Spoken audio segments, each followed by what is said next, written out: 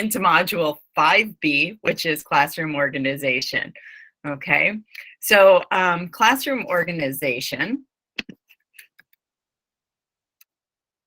where's what we know from our research, where students sit influences their opportunities to learn.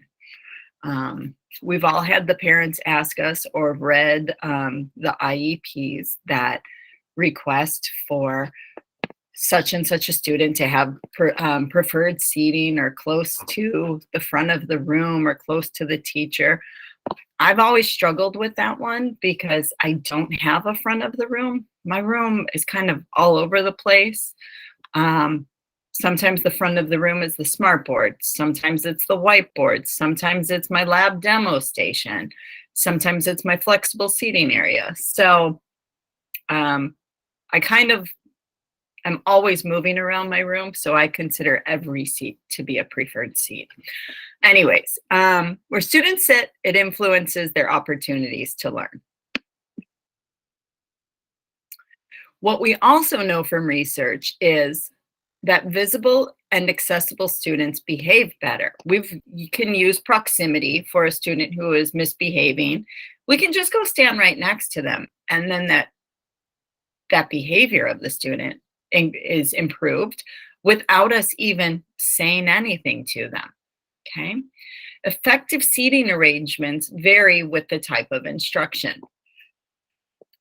You have some professional readings in the Google Classroom. One of the things I've included is 12 setups for classroom. And hopefully you'll be able to find something in there that works for you, and depending upon what your style is and what how you want your classrooms to be set up, that maybe something, like I said, will work for you. For me personally, when my students walk in, they say, "You changed again." I teach science. I do not have a science classroom. I think this year I've already gone through 6 or 7 different ways I've rearranged my lab tables and stools.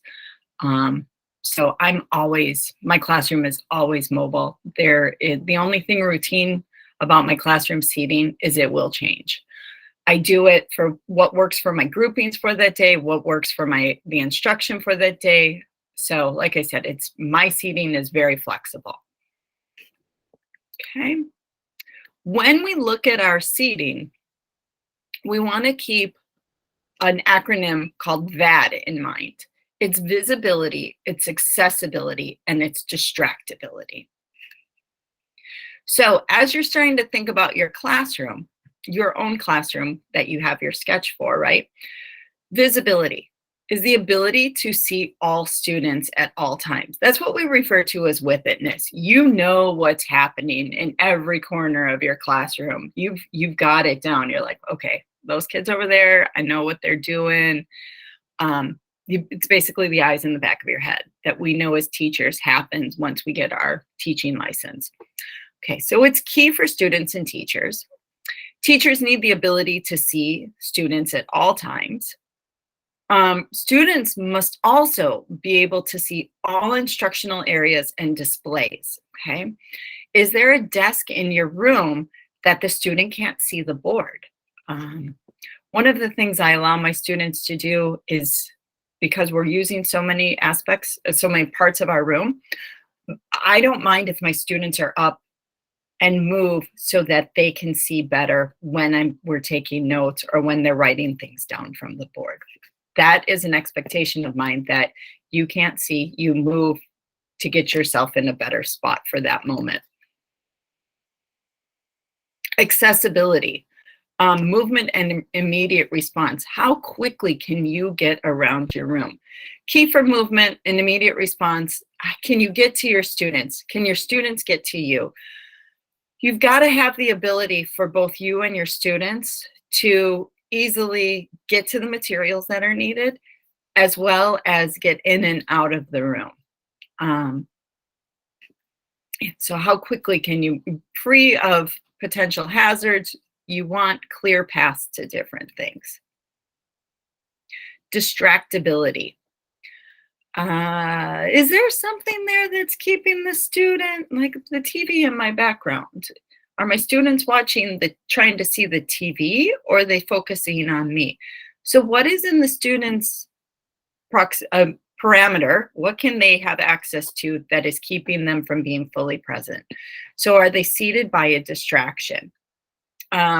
Students who are constantly interacting with each other, maybe they need to be separated. Okay, so we want our students' attention. We want to keep our students' attention from other distractors. And we want to keep students apart who have a tendency to interact a lot.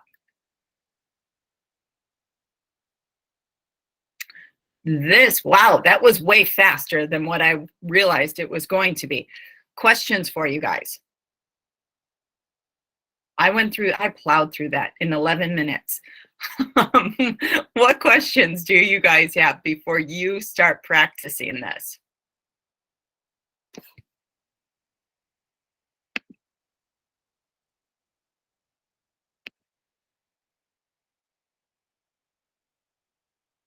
No questions for me? Okay. What your next, does everybody have a copy of your classroom map?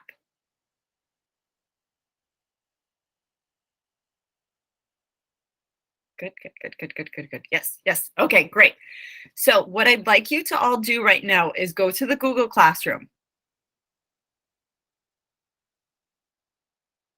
And in the Google Classroom, you are going to open up your 5B assignment. I'm going to switch computers and I will show you what that looks like. I'll walk you through that.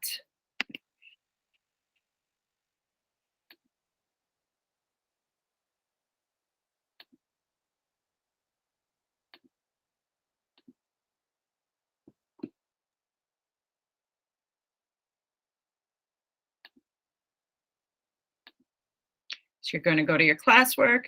You're going to open up Module 5B for classroom organization. We're going to click on activities. Good job. See, somebody's already turned it in. You're going to open that up. And you will think of your classroom, look at your map, and you will ask yourself these 10 prompts following the VAD, the accessibility, the visibility, and the distractibility checklist. Okay. Now, I'm going to pause you guys from doing that so everybody knows where to go. That's the information I have for you for this module 5B. I'd like to give you guys the opportunity to go eat some lunch now, take a break, and also complete this. So, Jack, when we come back from our lunch break, Jackie will begin, I will give you your portfolio requirement, and then Jackie will give you your module 6. So my question to you is, and you can type in the chat box, would you like to come back at 12 o'clock or 12:45? Knowing, or not 12:45, excuse me, 12 o'clock or 12:15. So a 30-minute lunch or a 45-minute lunch. 12:15, okay.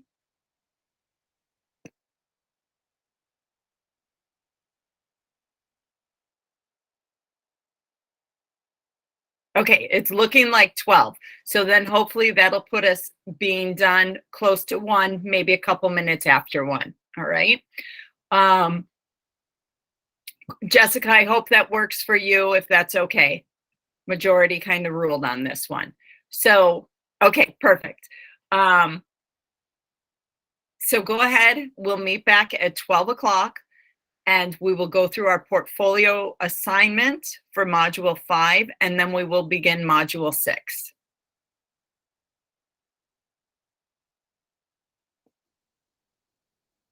Okay, you guys, we'll see you shortly.